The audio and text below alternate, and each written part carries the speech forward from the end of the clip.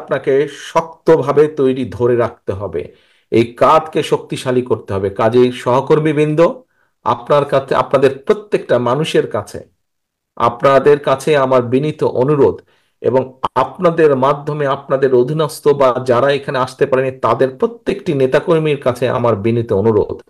আমাদের মধ্যে অনেকেই মনে করছেন, আহারে, সামনে তো নির্বাচন হলে ফাঁকা মাঠ। দয়া করে এই ভুলটা করবেন না।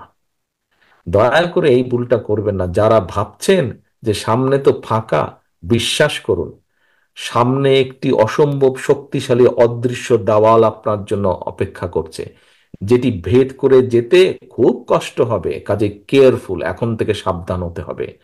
31 দফা নিয়ে যান, জনগণকে বোঝান, জনগণের আস্থা অর্জন করুন, জনগণের প্রত্যাশা পূরণের চেষ্টা করুন।